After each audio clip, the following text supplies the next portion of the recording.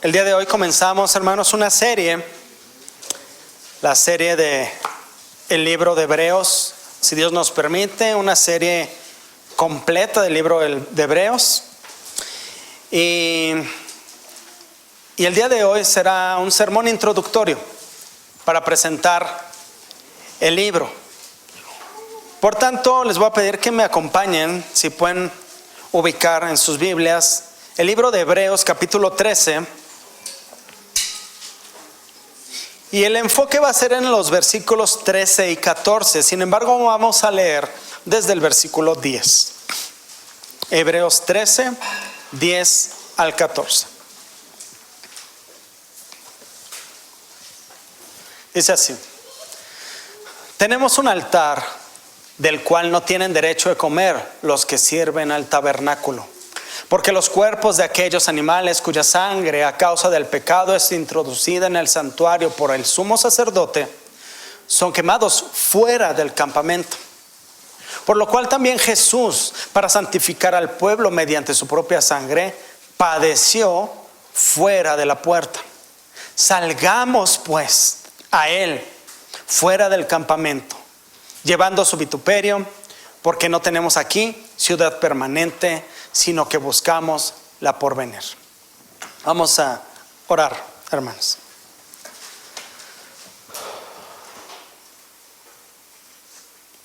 Padre, te necesitamos. Necesitamos mucho de ti. Anhelamos de ti. Estamos sedientos, estamos hambrientos de tu palabra y de tu presencia. Señor, te rogamos en este momento, habla, oh Dios, a nuestros corazones. Habla, Señor, por tu misericordia. Habla, Señor, por amor de tu nombre. Habla, Señor, por amor de tu iglesia. Señor, ten misericordia de nosotros. Y en especial, oh Dios, te ruego que tengas misericordia de mí, que me tomes en tus manos, que puedas, Señor, hablar tu palabra con poder, que unjas esta predicación, que llenes el corazón de mis hermanos, que quebrantes, Señor, que destruyas toda idea falsa de lo que eres tú, pero sobre todo, glorifícate, Dios. Glorifica a nuestro Señor Jesucristo. Exáltate, Señor. Te lo pedimos en el precioso nombre de tu Hijo Jesucristo. Amén. Entre los años de 1939 y 1945, durante la Segunda Guerra Mundial, los soldados tenían por costumbre el consumo de ciertas drogas, como inyectarse heroína, fumar marihuana y otras más, para sentir cierto grado de placer ante los tormentos de la guerra. Yo nunca he estado en una guerra, no sé si alguien de aquí haya estado en una guerra, lo dudo, pero por lo menos no creo que hayan estado en una guerra como fue la Segunda Guerra Mundial. Me imagino el terror que ha de ser estar recostado en el campo, escuchando en la noche cómo suenan las bombas cayendo, cómo se van acercando, pensar que te puede tocar a ti. El terror que ha de ser ver morir a tus compañeros junto a ti, verlos gritar, verlos llorar, incluso ver morir a tus enemigos. Y es por eso que estos soldados buscaban algo que les diera placer, porque todo era terror en la guerra. Para cuando termina la guerra y vuelven a sus casas en Estados Unidos, las autoridades se preocupan, porque naturalmente piensan, como cualquiera de nosotros pensaríamos, que esta adicción a las drogas continuaría ahora en casa de los soldados. Sin embargo, para sorpresa de muchos, resultó que no fue así con la mayoría de ellos, con un gran número de ellos. No volvieron a las drogas. Y entonces los estudiosos voltearon a ver algunas teorías del comportamiento humano, a teóricos como Skinner, como Edward Thorndike, que hablan de cómo reacciona el ser humano ante ciertos estímulos. Y lo que concluyeron es que para algunas personas, cuando encuentran un placer mayor, son capaces de dejar otro placer. ¿Qué sucedió con los soldados? Ellos anhelaban volver a casa. Ellos anhelaban estar con sus familias, con sus hijos, con sus esposas. Era el mayor bien para ellos estar ahí.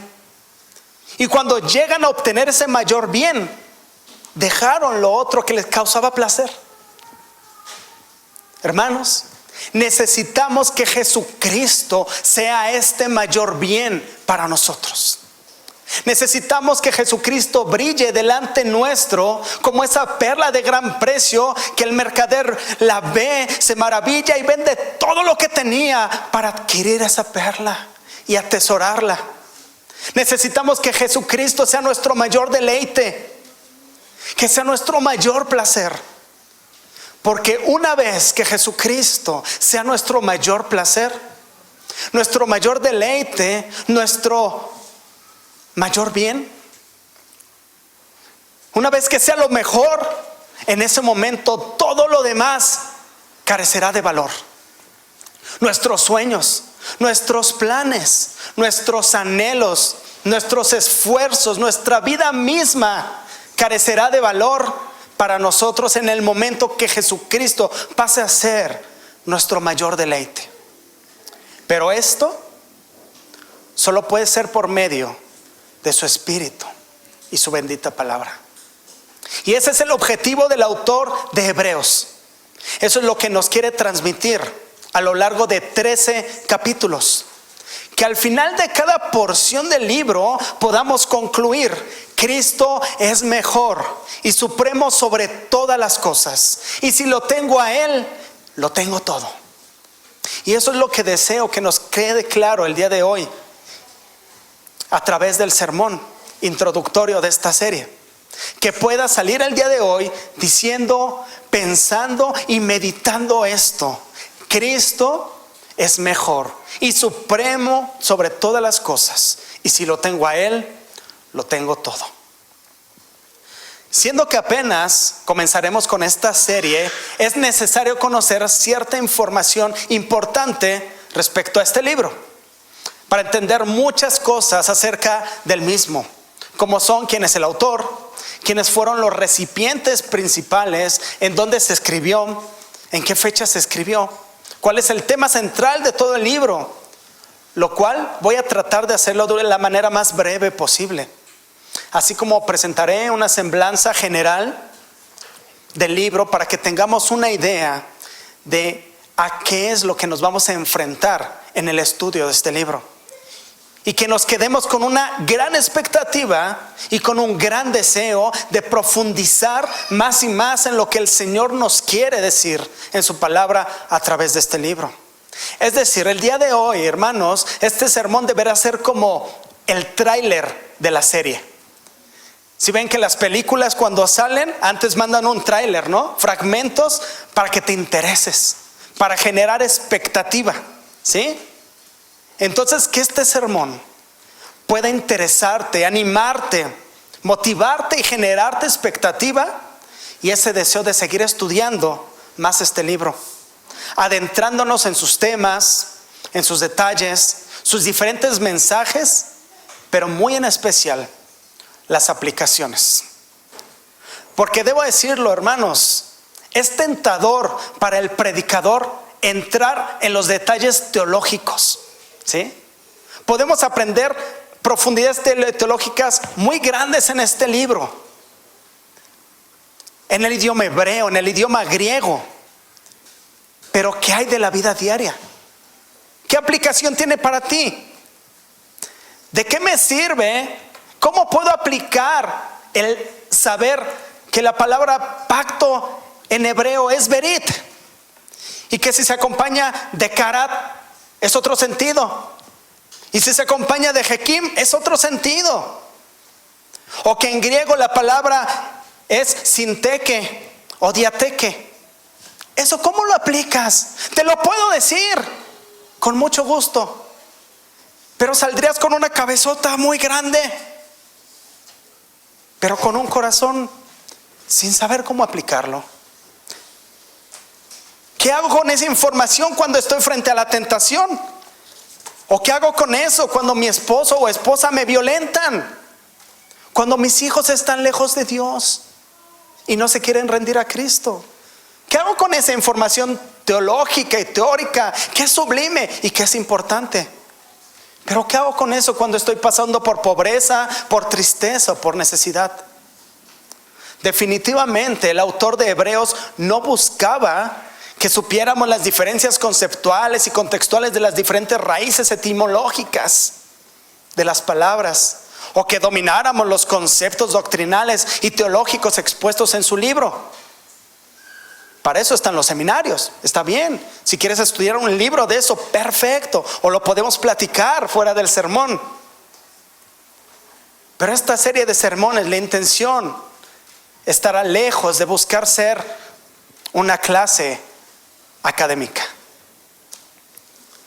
Este libro, como lo dice en el capítulo 13, versículo 22 del mismo libro, es una palabra de exhortación. Es un libro que nos debe dar ánimo, que debe sacudir nuestra alma, que debe sacudir nuestra mente, nuestras decisiones. Es una palabra que debe llevarnos a considerar nuestros caminos, pero sobre todo que nos lleve a que cada pensamiento, cada movimiento, cada centímetro de nuestro ser, cada decisión apunten a la gloria, a la majestad y a la supremacía de Cristo sobre todas las cosas. Pero comenzaremos preguntando, ¿qué es esta porción de toda la Escritura? ¿Es una carta? ¿Es un conjunto de cartas? ¿Es un tratado teológico? ¿Qué es? Bueno, podemos notar que este libro no comienza con una salutación ni con el nombre del autor y los destinatarios, como es típico de las cartas de Pablo u otros autores, a excepción de Primera de Juan. En la mayoría de las cartas del Nuevo Testamento comienzan así, se menciona al autor y hay una salutación, y es común en esa época que sea así al inicio de las cartas. Sin embargo, si concluye de una forma epistolar, si concluye como que fuera una carta, termina con una bendición, con algunas observaciones personales y un último adiós. Eso lo podemos ver en la última porción del capítulo 13. De manera que hoy podemos concluir que no es propiamente una carta, o puede ser tal vez una carta un poco extraña. Se le ha denominado epístola a los hebreos debido a que a esta forma, la forma epistolar, en el periodo del Nuevo Testamento, el sentido de epístola tenía una gran connotación. Por eso se le sigue llamando epístola. Sin embargo, vemos que no es propiamente una carta. Entonces, la pregunta es, ¿qué es? ¿Qué podrá ser este libro? No hay un total consenso. Sin embargo, una gran cantidad de eruditos, teólogos y estudiosos de las Escrituras han concluido que probablemente estamos frente a un sermón, una homilía o un conjunto de homilías.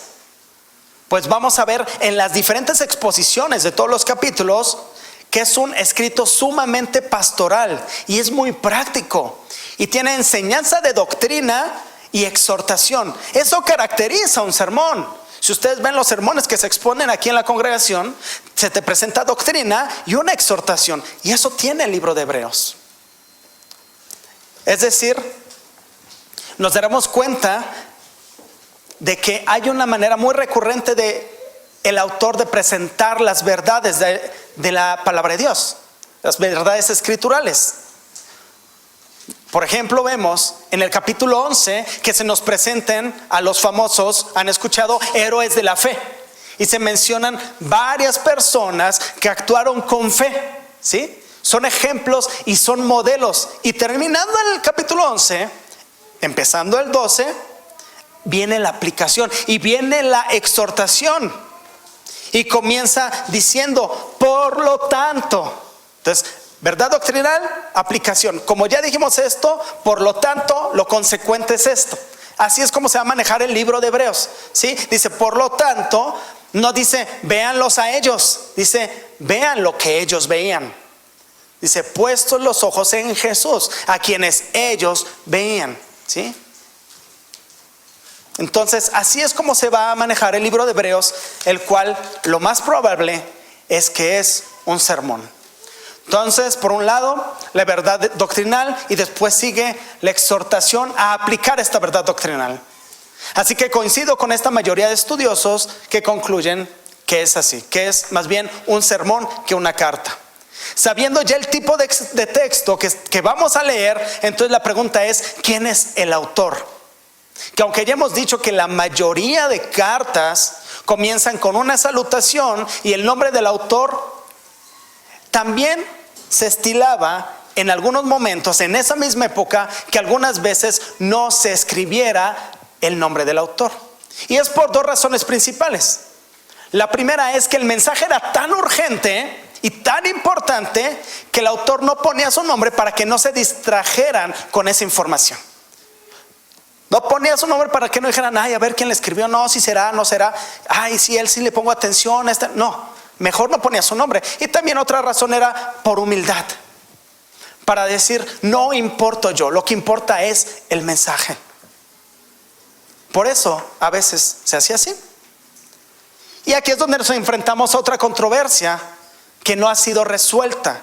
Y es por lo que me imagino que han escuchado varios sermones de Hebreos que los predicadores dicen, y el autor, y no dicen el nombre del autor. El autor de Hebreos dice esto, y no dicen el nombre, porque no hay consenso. A lo largo de la historia se ha postulado y se ha apoyado por muchísima gente que fue el apóstol Pablo, el que le escribió. Sin embargo, hay diferencias por estilo de escritura, que no se ve como las cartas de Pablo. Sin embargo, ya dijimos, si no es una carta, no tiene que tener el mismo estilo. Pero bueno, se ha propuesto, por ejemplo, Calvino propuso a Clemente de Roma o a Lucas. Lutero propuso a Apolos. Incluso hay quien ha propuesto a Timoteo. Esa se excluye de inmediato porque Timoteo es mencionado en el mismo libro. Sin embargo, no quiero profundizar en eso. Yo personalmente tiendo a creer que fue el apóstol Pablo, pero eso no importa. Son detalles innecesarios. ¿Y por qué digo innecesarios? Porque en última instancia, el autor principal del libro lo tenemos en el primer versículo del libro. Si quieren acompañarme al capítulo 1, ¿cuál es la primera palabra que encontramos? Dios. Así como en las demás cartas que vemos de Corintios, de Romanos, de Efesios, que comienza diciendo Pablo, siervo de Jesucristo, Pedro, siervo del Señor Jesucristo. Aquí nos dice Dios. ¿Quién va a hablar? Dios. Entonces no hay duda. Lo más importante, no importa si es Pablo, Apolos, Juan, Lucas, etcétera. Es Dios el que nos está hablando. Y eso es lo importante. Y es que el autor de este libro es el mismo autor que de toda la escritura. ¿Cómo comienzan nuestras Biblias en Génesis? En el principio, Dios. Es el autor de toda la escritura, de todos los libros, el mismo autor. Podemos ver en segunda de Pedro 1:21. Si quieren acompañarme, segunda de Pedro 1:21. Y me permito citarlo de la versión Biblia de las Américas. Dice: pues ninguna profecía fue dada jamás por un acto de voluntad humana, hablando de la misma palabra de Dios, de toda la escritura, sino que hombres inspirados por el Espíritu Santo, dice esta versión, hablaron de parte de Dios. Así que vemos que este libro, que tiene forma de sermón, el autor hasta ahora desconocido, que cabe mencionar, para los recipientes no era desconocido. Ellos sabían quién se los escribió, ¿sí? Nosotros no, porque estamos miles de años después. Pero los recipientes sí sabían quién se los escribió. Pero en última instancia, y más importante de todo, el autor es Dios. Algunos creen que probablemente se escribió antes del año 70. Y esto es porque, si algunos recuerdan, en el año 70 vino la destrucción del templo, ¿sí?, de Jerusalén. Y en el libro de Hebreos se menciona mucho los sacrificios, pero se menciona como si fueran dados en tiempo presente. Entonces eso lleva a muchos estudiosos a inferir que se escribió antes del año 70 de que se destruyera el templo. Así como también se infiere que los recipientes fueron los que iban a recibir esta carta, este sermón. Muchos infieren que eran a lo mejor cristianos de origen judío, porque a lo largo de todo el libro se hacen muchas referencias al Antiguo Testamento. Encontramos alrededor de 24 citas a Dios hablando en el Antiguo Testamento, y muy particularmente se citan los salmos una y otra vez para apoyar sus argumentos, para probar argumentos como la base de otros argumentos. Sin embargo, también hay quienes piensan que a lo mejor eran gentiles o griegos o gentiles en general que tenían un conocimiento amplio y profundo del Antiguo Testamento. Hayan sido quienes hayan sido, así como respecto al autor, lo podemos decir respecto a los destinatarios de este libro. Es un libro dirigido a la iglesia de Cristo. Es un libro dirigido a nosotros, así como toda la Escritura. Es un libro de Dios hablando a su pueblo. ¿Te interesa lo que Dios quiere hablarte a ti? Es la pregunta. Nos presenta como tema general la idea de Jesucristo siendo mejor, mayor y superior. Varias veces se usan estos términos, estas palabras se usan a lo largo de todo el libro respecto a la persona de Jesucristo, respecto a la obra de Jesucristo, a la fe, a la vida cristiana, etcétera. Mejor, mayor, superior. Vamos a ver una y otra vez siendo expuesta la idea de mejor, mejor, mejor. Esto es mejor, esto es mejor, esto es mejor. Cristo mejor que los ángeles, Cristo mejor que Moisés, Cristo mejor que el sumo sacerdote. Cristo es el mejor sumo sacerdote, Cristo el mejor mediador. El nuevo pacto establecido por Cristo es mejor que el antiguo pacto. Jesucristo es mejor, siempre mejor, en todo y sobre todo. Es mayor, es mejor, es supremo. Cristo lo es todo. Es lo que está haciendo una y otra vez este libro, diciéndote: Cristo es mejor, Cristo es mejor, Cristo es mejor. Él lo es todo. Y no solo nos presenta esto, sino que el punto de que nos presenta la realidad de que Cristo es mejor, lo acompaña de advertencias y exhortaciones. Dios nos habló, dice el capítulo 1, por medio de Cristo. Por tanto, si Dios nos habló por medio de Cristo, por tanto, si has oído su voz, no la ignores. Es lo que hace el libro constantemente. El sacrificio de Cristo es mejor que los sacrificios de los becerros y machos cabríos en el Antiguo Testamento. Por tanto, no se vuelvan a los antiguos ritos, que eran solo sombras. Esto es lo que hace el libro todo el tiempo. Y no solo nos presenta esto, sino que el punto de que nos presente esta realidad de que Cristo es mejor, nos hace admirar la belleza y la supremacía de Cristo como base para no regresar, como base para no volver atrás, para no desfallecer, para no tirar la toalla, para no caer en el legalismo, en el pecado o en la idolatría. ¿Cómo lo desarrolla? Los primeros 4 capítulos nos va a hablar de Cristo, de la superioridad de su persona. Jesús superior a los ángeles, Jesús superior a Moisés, Jesús un mayor y mejor mediador y sumo sacerdote, Jesús el autor de una salvación tan grande. Luego del capítulo 4 al 10 nos expone acerca de la superioridad de su obra, el Hijo hecho hombre para poder ser un perfecto sumo sacerdote. Su promesa hecha a nosotros, presentada como una firme ancla para seguridad de nuestra salvación.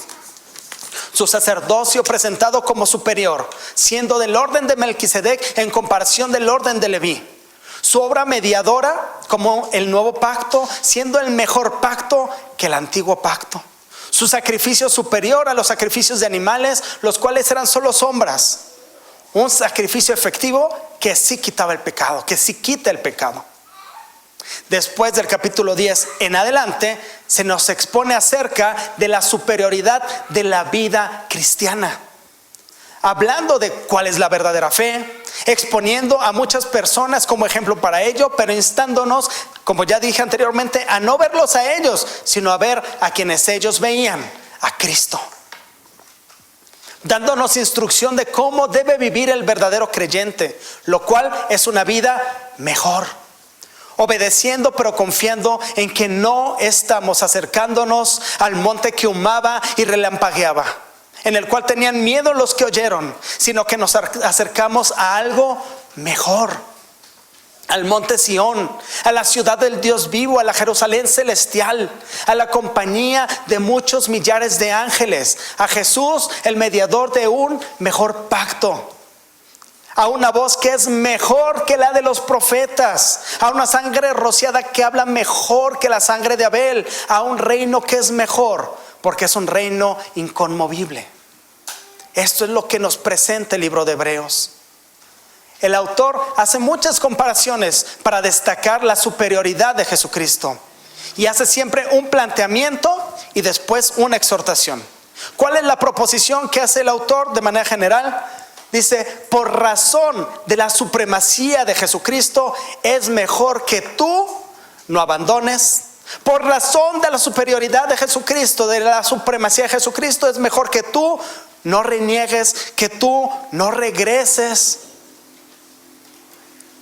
Esto es lo que nos dice todo el libro de Hebreos, y lo vamos a estudiar poco a poco, más profundamente. ¿Qué temas trata? Trata temas como la justicia de Dios y la gracia de Dios.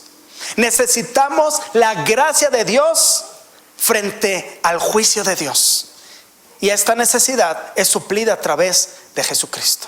Acompáñenme rápido a Hebreos 12:23. Nos presenta una realidad ineludible. Hebreos 12:23, que es la realidad del juicio. Dice: a la congregación de los primogénitos que están inscritos en los cielos, a Dios el juez de todos. Lo mismo dice, lo encontramos en capítulo 6, versículo 2. De la doctrina de bautismos, de la imposición de manos, de la resurrección de los muertos y del juicio eterno. En el capítulo 9:27 también nos habla del juicio. Dice: y de la manera que está establecido para los hombres que mueran una sola vez, y después de esto, ¿qué? El juicio. No podemos evitar esta realidad, nos dice el autor de Hebreos. Habrá un juicio. Así como hay certeza de la vida, así como hay certeza de la muerte, así hay certeza de un juicio.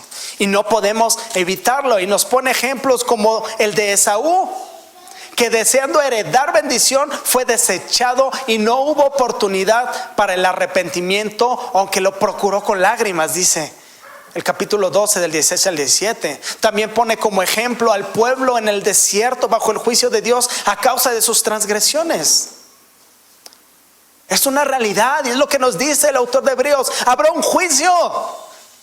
Estate alerta. Viene un juicio y no lo podemos evadir. Es muy hermoso hablar de muchas cosas hermosas, de la gloria de Dios, de las bondades, de su amor infinito, pero no por eso vamos a evadir una realidad, que es el juicio de Dios que viene. También habla de un reconocimiento de nuestra rendición de cuentas. En el capítulo 10, versículo 30, nos dice: pues conocemos al que dijo: mía es la venganza, yo daré el pago, dice el Señor. Y otra vez el Señor juzgará a su pueblo. Rendiremos cuentas. Versículo 31 dice: horrenda cosa es caer en manos del Dios vivo. Aquí está hablando de esa rendición de cuentas y está advirtiendo.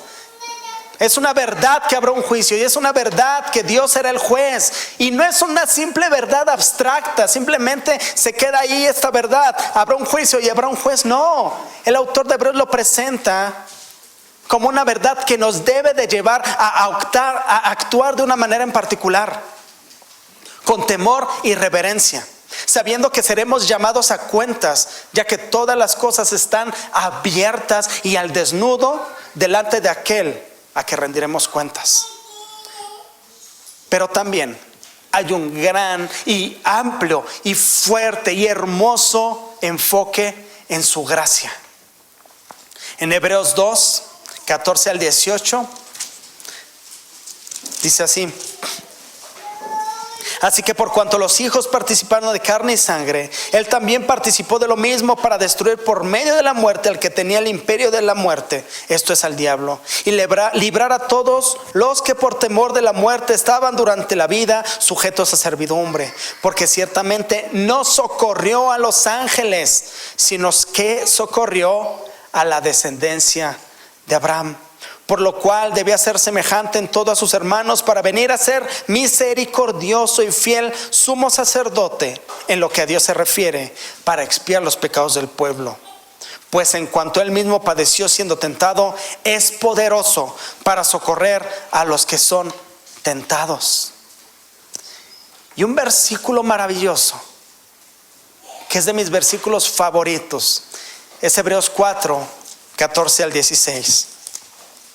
Que dice: por tanto, teniendo un gran sumo sacerdote que traspasó los cielos, Jesús el Hijo de Dios, retengamos nuestra profesión, porque no tenemos un sumo sacerdote que no pueda compadecerse de nuestras debilidades, sino uno que fue tentado en todo según nuestra semejanza, pero sin pecado.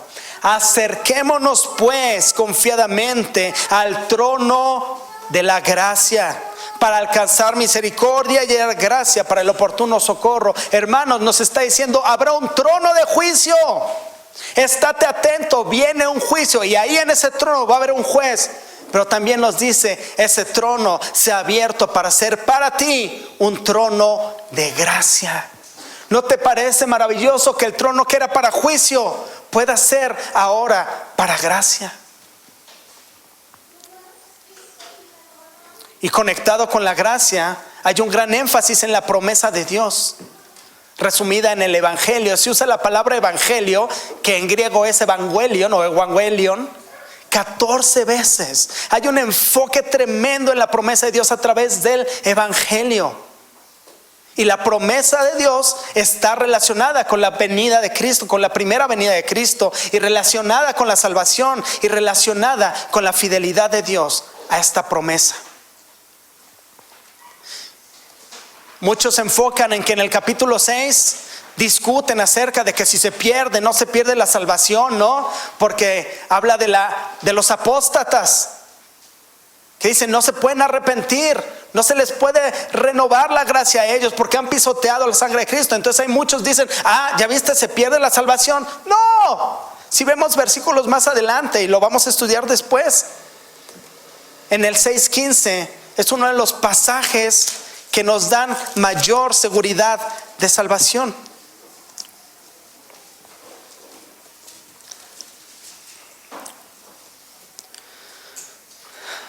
En Hebreos 8:6 se presenta a Jesús como mediador de un mejor pacto, y se empieza a hacer también énfasis en la muerte de Cristo. Se menciona que el propósito de la encarnación fue la muerte. Se hace un énfasis en la muerte y se hace referencia a la muerte en contraste con los sacrificios de los animales, que eran solo sombras. Solo sombras. No eran el objeto, eran la sombra. Sin objeto no hay sombra. Y si ya tienes el objeto, dejas las sombras. De manera que las sombras eran imperfectas, no podían quitar los pecados, dice el autor de Hebreos. Vemos entonces las realidades, ya no vemos las sombras. Nos explica cómo funcionaban las sombras para señalar a la realidad, y la realidad está vista en la perfección de nuestro Señor Jesucristo. Hermanos y amigos, vemos una y otra vez en este libro comparando y exaltando a Cristo, un mejor mediador, un mejor fiador, un mejor sacerdote, un mejor pacto, un mejor sacrificio, una mejor sangre, un mejor ayudador, un mejor Isaac, un mejor José, un mejor Moisés, un mejor Daniel, un mejor Gedeón, un mejor David. Eran sombras. Un mejor profeta, sacerdote y rey. Debemos de mirar y reconocer la supremacía de Cristo. La supremacía de Cristo sobre todas las cosas. Es supremo sobre todos los tiempos, sobre toda decisión, sobre todo acontecimiento. Cristo es supremo sobre los ángeles, sobre los demonios. Es supremo sobre los reyes, sobre los gobernadores, sobre todos los líderes de esta tierra, de toda la historia de esta tierra. Es supremo sobre todo hombre, sobre toda mujer en esta tierra, de los que han existido, de los que existen y de los que existirán. Jesús es supremo sobre de toda secta, sobre de toda iglesia, sobre de todo líder, sobre todo pastor, sean buenos o sean malos. Jesucristo es supremo sobre todo. Jesucristo es supremo sobre todo lo creado, sobre todo lo que hay en la tierra, desde la pequeña hormiga que puede cargar 50 veces su peso hasta el dinosaurio más grande que habrá existido en la tierra. Es supremo, más supremo que toda bestia conocida y sobre todo animal que aún no se descubre en lo más profundo del mar. Es supremo sobre todo viaje espacial. Jesucristo es supremo sobre todo descubrimiento científico, sobre todo invento. Es supremo sobre toda tecnología inventada y que estará por inventarse en un futuro. Jesucristo es supremo sobre toda teoría que quiere desechar su existencia. Es supremo sobre toda inteligencia. Pues toda inteligencia, toda idea, toda creatividad, toda la sabiduría reposa detrás de su oreja, por decirlo de alguna manera. Jesucristo es supremo sobre toda religión, es supremo sobre todo el ateísmo. Jesucristo es supremo sobre todo el pensamiento humano. Jesucristo es mejor que todo, es más sabio que todo, es más maravilloso que todo. Jesucristo es supremo por encima de la tentación. No le tengas miedo al pecado, no le tengas miedo a la tentación, porque tienes a Cristo y Él es supremo sobre de eso. Él está por encima del pecado, está por encima de toda controversia, de toda tribulación, de toda angustia y de toda necesidad. Deseo que podamos comprender la supremacía de Cristo, hermanos, sobre esa necesidad que tienes en este momento que crees que es imposible de atender. La supremacía de Cristo sobre tu enfermedad, la supremacía de Cristo sobre tus problemas económicos, la supremacía de Cristo sobre tus problemas matrimoniales, por encima de la incredulidad de tu familiar. Jesucristo es supremo sobre todo cáncer, es supremo sobre toda cepa viral, sobre toda pandemia que haya pasado y sobre toda pandemia que va a venir en un futuro. Jesucristo es mayor, Jesucristo es supremo, Jesucristo es mejor. Y si no tienes nada, si te quitan todo, si te quitan casa, padre, madre, hermanos, si te quitan a tus hijos, si te quitan a tu hija, a tu único hijo, si te quitan el trabajo, si te quitan el dinero, si te lo quitan todo, si no tienes nada pero tienes a Cristo, hermano, de verdad, no es cliché, lo tienes todo. Eso es lo que nos está diciendo Hebreos, porque Jesucristo es mejor que todo. Él vivió por ti, Él murió por ti y fue elevado al cielo delante del Padre, donde ahorita está intercediendo por ti. Eso es lo único que necesitas. Por eso hoy leemos en su palabra, en este libro, que después de exponer la gran supremacía de Cristo, su obra maravillosa y perfecta, su sacrificio perfecto, el libro termina diciendo en el capítulo 13, versículo 12: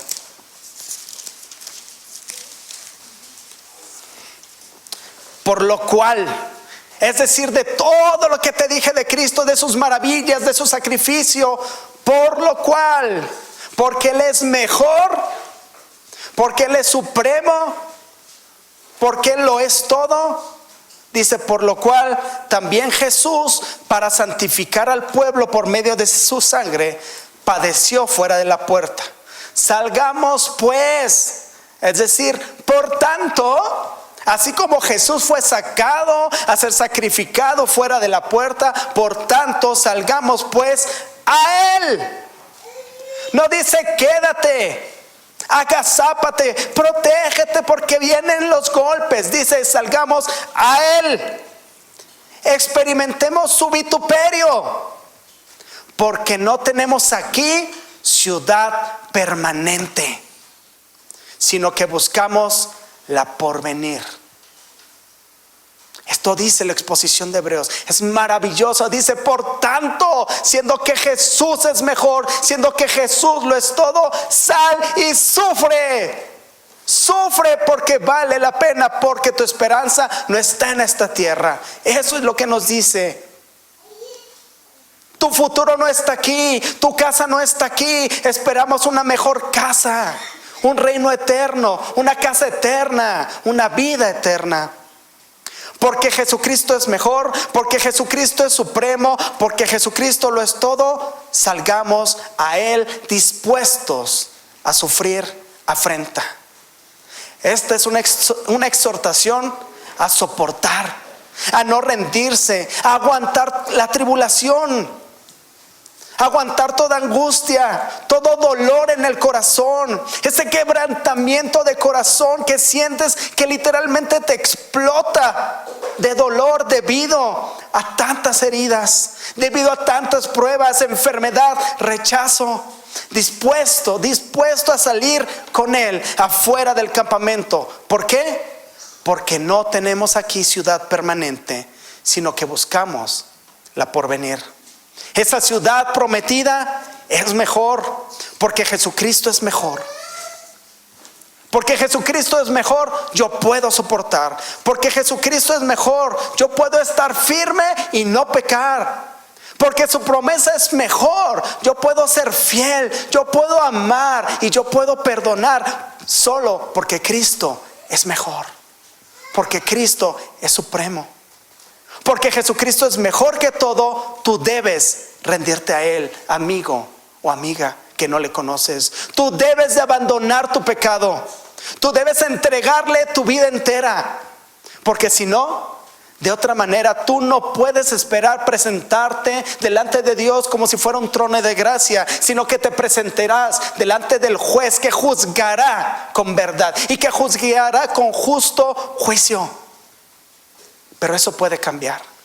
Aún estás a tiempo de arrepentirte y de rendir tu vida a Él.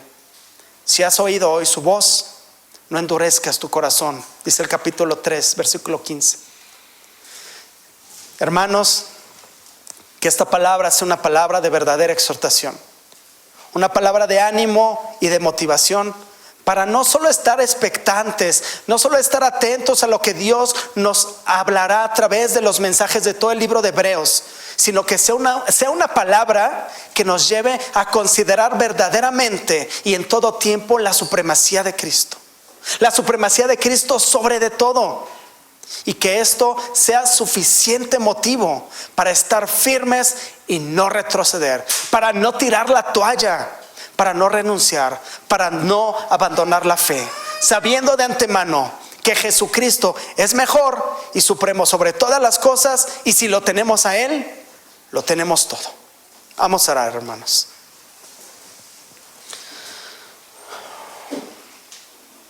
Amado Padre,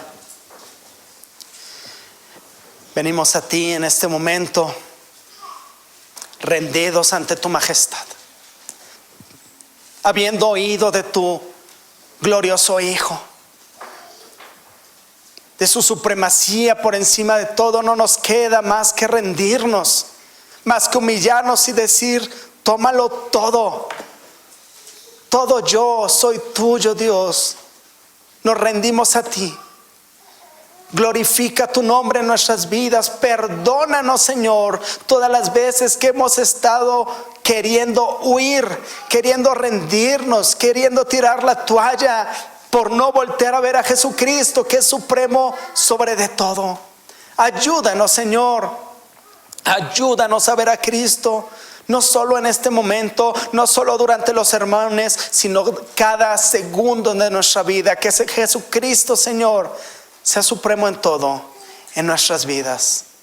Te lo rogamos, Señor, por el mismo bendito y precioso nombre de tu Hijo Jesucristo. Amén.